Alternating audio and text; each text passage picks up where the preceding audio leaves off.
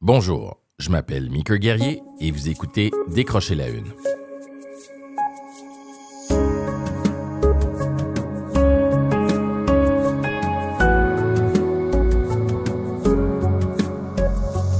La pandémie a laissé des cicatrices importantes dans les centres-villes.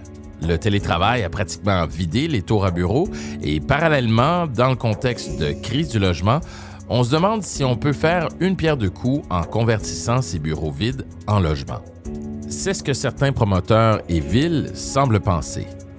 Avec la journaliste Isabelle Porter, on regarde ce qui se fait déjà ailleurs dans le monde et ce que ça pourrait vouloir dire pour Montréal.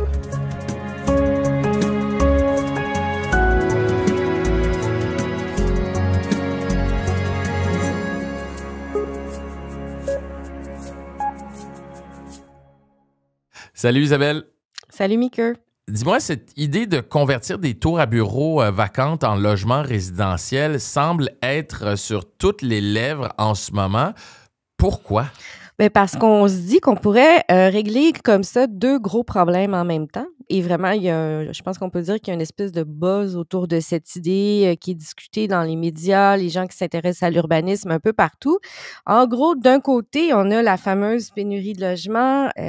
Moi, j'ai écrit, par exemple, beaucoup sur la question de l'itinérance. Et puis, je discutais il n'y a pas longtemps avec une chercheure dans ce domaine-là qui me disait que c'est quand même incroyable, tu sais, qu'il y a tous ces locaux vides, inutilisés, alors qu'on a des gens qui vivent dans la rue, qui sont pas capables de trouver des loyers abordables. Donc, il y a quelque chose d'instinctivement séduisant dans l'idée d'un côté, à intervenir sur le logement et les bureaux. Mais juste pour vous donner une idée, selon les constructeurs immobiliers, là, il y aurait 100 000 logements manquants là, au Québec en ce moment.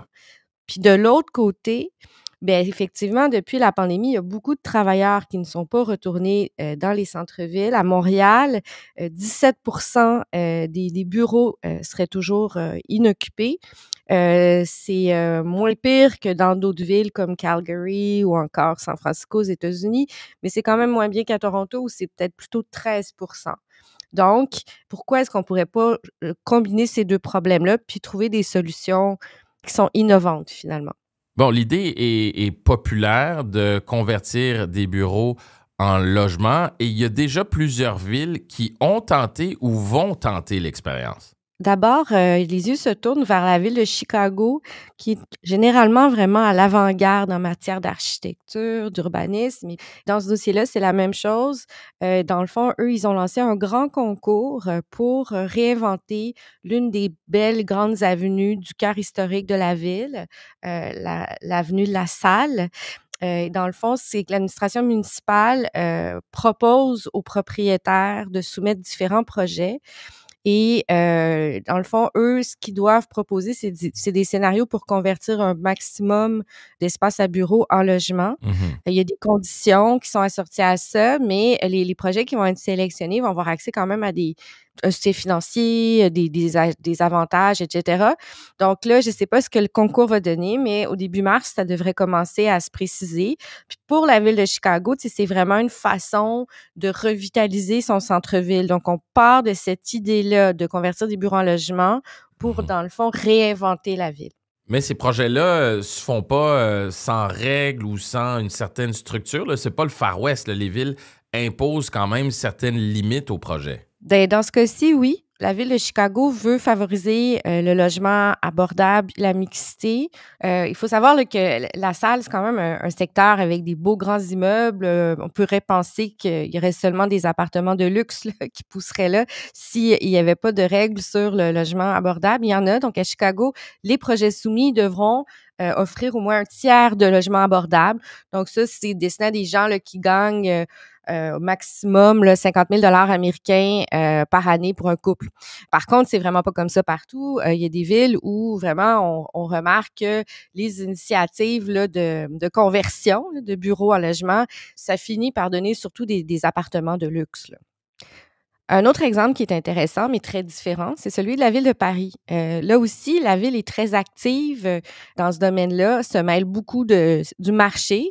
ce qu'ils veulent faire, dans le fond, c'est qu'ils veulent convertir un paquet de bureaux en logements, mais dans le contexte d'un grand plan d'urbanisme bioclimatique. C'est le nom qu'a donné à l'initiative la mairesse Anne Hidalgo.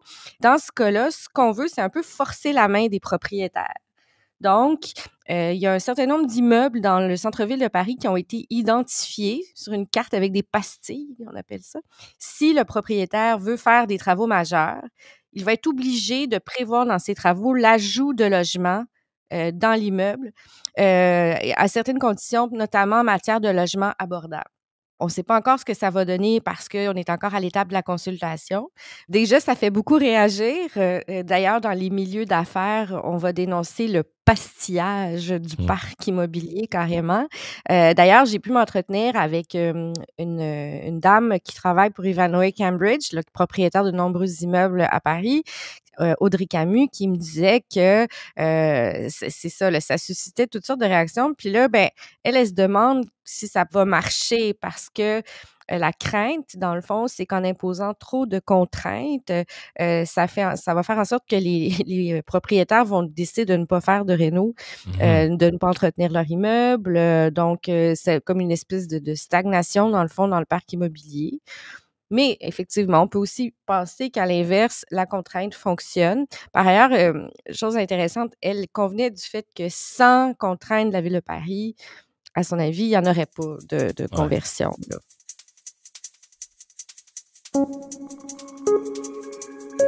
Décrocher la une revient après ceci.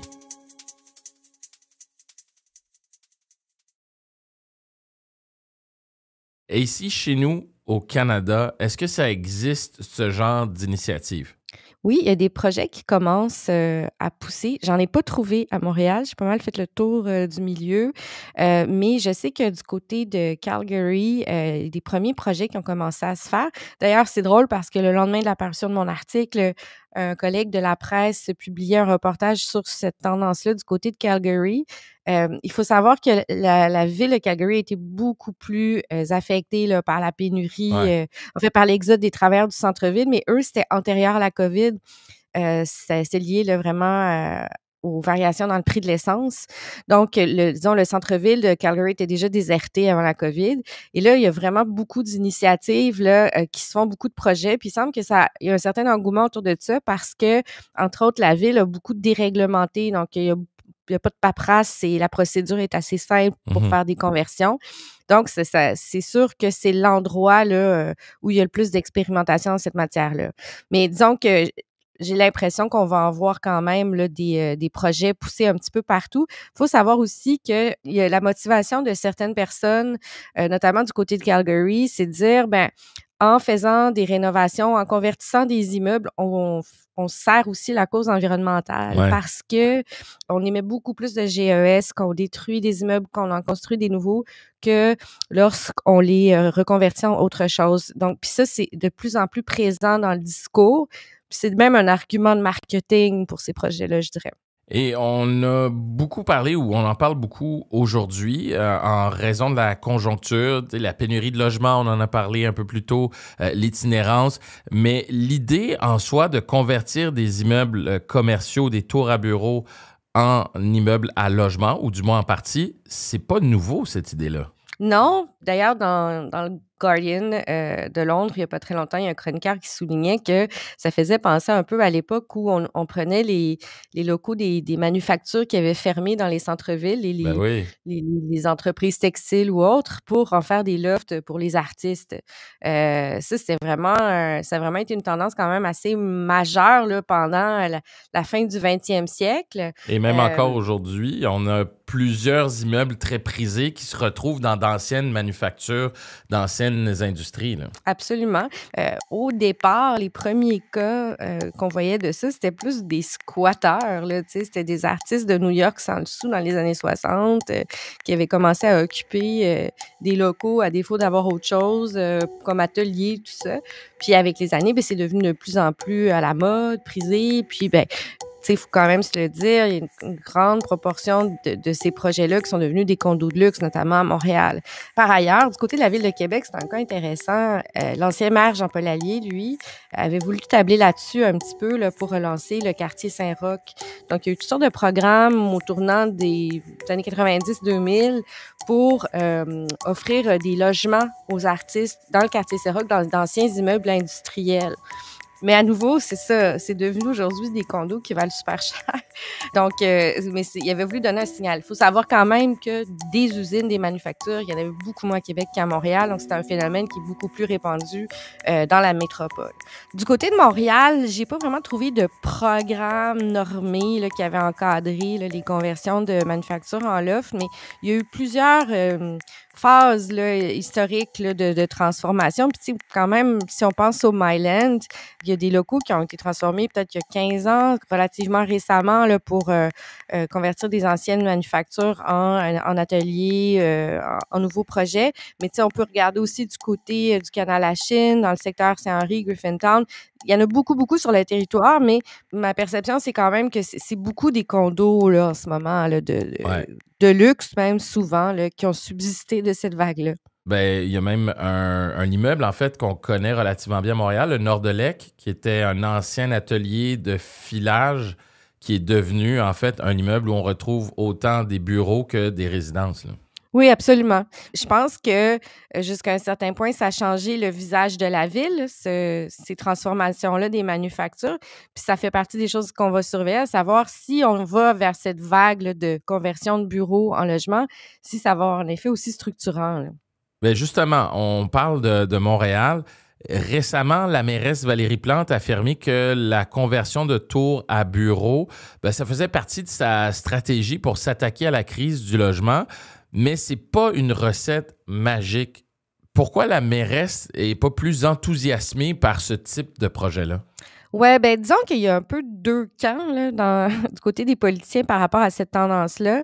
Je pense que pour certains politiciens, il y a le risque d'y voir une espèce de truc à la mode qui va distraire l'attention des pouvoirs publics d'enjeux plus important. Par exemple, en ce moment, les maires se battent pour avoir de l'argent, pour faire accélérer des projets de logement social qui se comptent là, par centaines, par milliers. Donc, un petit projet de conversion de bureaux en logement par-ci, par-là, ben ça peut sembler marginal. Donc, je pense qu'il y a ça aussi, c'est qu'on a comme d'autres demandes là, du côté des villes par rapport au logement social pour au logement abordable, d'autres attentes. Mais il y a le deuxième camp qui est un peu différent, qui est peut-être celui de la ville de Chicago ou de la mairesse Hidalgo à Paris, de politiciens qui veulent se servir de cette mode-là ou de cette approche-là pour donner un signal à leur ville. C'est presque du marketing politique là, dans certains cas, où vraiment, vu que c'est tellement un concept qui est séduisant, qui est facile à comprendre, ben ça devient comme un peu l'image d'une ville qui va se réinventer de façon innovante, si vous voulez. Donc, c'est un peu ça. Il faut aussi savoir que il y a quand même des réticences dans les milieux d'affaires. Il y a des milieux d'affaires du côté des promoteurs immobiliers qui ont peur qu'on envoie le signal qu'on abandonne une certaine idée qu'on se faisait du centre-ville. Il y a encore beaucoup de gens qui espèrent que les travailleurs vont revenir au centre-ville puis qui préféreraient qu'on travaille là-dessus plutôt que de condamner des immeubles à bureaux pour en faire autre chose. Donc, il y a ça aussi qui joue en ce moment. Évidemment, il y a toute la question là, de la faisabilité, de ce qui est réaliste, de ce qui l'est pas. Par exemple, du côté de l'Institut du développement urbain, le président Jean-Marc Fournier fait partie de ceux qui veulent pas qu'on abandonne les centres-villes d'affaires. Puis, lui, ce qu'il me disait, c'est qu'il faut pas non plus se raconter d'histoires. Les immeubles qui pourraient servir pour ce genre de projet-là, c'est pas les beaux grands immeubles du centre-ville. Ouais. C'est pas Place Ville-Marie, mais on parle plutôt d'immeubles de classe C qui peut-être, dans certaines circonstances, pourraient se prêter à ça. Des immeubles de classe C, c'est des immeubles qui n'ont pas beaucoup de cachets, qui sont pas sur les avenues les plus prisées, les rues commerciales, qui souvent sont en piteux état, datent des années peut-être 80, 70. Donc, c'est des immeubles en général qui sont difficiles à louer déjà, pour lesquels les propriétaires ont de la misère à générer des revenus. Donc, peut-être qu'ils pourraient être intéressés à faire des investissements quand même majeurs et importants dans le but de les convertir en logement. pourquoi c'est ce genre de tour qui est considéré seulement et qu'on ne considère pas des immeubles, disons, plus récents ou en meilleur état? D'une part, les propriétaires pensent encore pouvoir faire de la location de bureaux dans les beaux immeubles. Il y a encore un certain attrait sur le marché, disent-ils, du moins pour l'instant. Puis sinon, c'est parce que c'est super cher faire de la conversion. C'est comme si c'est un peu présenté comme une solution de dernier recours quand on peut rien faire d'autre. Ça coûte une fortune et il y a énormément d'embûches techniques. Par exemple, un des enjeux là, qui revient souvent, c'est la question de la luminosité. Les tours à bureaux, ils ont des fenêtres à l'extérieur. Ça voudrait dire, dans le fond, que les appartements qui seraient aménagés dans ces tours-là, il y aurait des pièces dans lesquelles il n'y aurait pas de lumière. Donc, presque pas de lumière naturelle. C'est un problème. D'ailleurs, il y a une réglementation municipale là, qui dit qu'il est supposé avoir des fenêtres dans chaque pièce, là, dans un appartement. Dans certains cas, il y a même des gens qui disent que la solution, ça peut être, je pense que c'est du côté de New York, de faire un trou au milieu de l'immeuble, comme pour en faire un beigne, un trou au centre qui pourrait servir de cage de lumière là, pour irradier tout le reste. Mais en même temps, vous imaginez que le fameux trou coûte une fortune à construire. Ouais, c'est clair. Il y a toute la question aussi des ascenseurs. Les ascenseurs dans les tours à bureaux prennent beaucoup de place, sont supposés transporter beaucoup de monde, donc occupent un espace disproportionné par rapport aux besoins que ça peut représenter pour un immeuble à logement. Là, on peut parler de la plomberie. Dans les immeubles de bureaux, c'est des toilettes collectives. Donc, c'est vraiment, vraiment compliqué, là. Puis là, on n'a pas parlé de réglementation municipale, de permis et tout ça. Donc, c'est perçu comme étant coûteux, compliqué. Il faut être motivé, mettons. Puis, si on prend l'exemple de Chicago, on parle d'un secteur très prisé où on a décidé de convertir les immeubles. Si on prend ces deux éléments en compte, le coût, l'endroit, on peut se demander à qui est-ce que ces transformations d'immeubles vont bénéficier parce que c'est pas n'importe qui va pouvoir se payer des appartements à ces endroits-là. Oui, c'est sûr que dans le contexte, là, l'idée de départ de prendre des immeubles à bureaux vides pour abriter les itinérants, tout d'un coup, ça paraît complètement irréaliste parce que pour rentabiliser les travaux, il faudrait nécessairement faire du condo de luxe ou des appartements de luxe qu'on va vendre une fortune. Effectivement, c'est là que on embarque dans le domaine de l'intervention gouvernementale puis des villes. C'est-à-dire que si ces bureaux-là sont utilisés pour faire autre chose que des appartements haut de gamme, il va nécessairement falloir qu'il y ait une intervention de la part des gouvernements et des villes. Donc là, c'est des fonds publics. Mais là, il y a une autre question qui se pose. C'est que même si, admettons, on fait comme à Chicago et puis on force les promoteurs à inclure du logement social dans leurs projets, mais là, ça va poser toutes sortes de questions de cohabitation sociale parce que c'est bien beau, sur papier, la mixité, donc avoir des gens qui vivent dans des appartements de luxe pas à côté du logement abordable, mais dans les faits, ça se passe pas toujours bien, les gens sont pas toujours satisfaits, etc. Donc là, sur le plan social aussi, ça va être une expérience qu'il va falloir suivre et surveiller. Donc, disons qu'on n'est pas on n'est pas à la fin des réflexions intéressantes sur cette question-là. Puis de façon plus générale, moi, ce que je me demande, c'est est-ce qu'on a affaire à une mode, à un buzz ou à quelque chose qui va être vraiment structurant pour les villes, pour l'urbanisme, etc. Donc, à suivre. Et la complexité de ces conversions d'immeubles en logements, ça explique aussi le manque d'enthousiasme de certains observateurs face au projet. Isabelle Porter, merci beaucoup. Merci à toi. C'est ce qui conclut notre épisode d'aujourd'hui. N'oubliez pas de vous abonner à Décrocher la Une sur votre plateforme d'écoute préférée. Vous pouvez aussi nous joindre via l'adresse courriel balado@ledevoir.com. Je m'appelle Mika Guerrier. Ce balado est réalisé par Xavier Kronstrom-Richard. À la recherche, Marie-Ève Brassard. Notre thème musical est signé par Alexis et Lina. Merci beaucoup d'avoir été des nôtres. On se retrouve demain.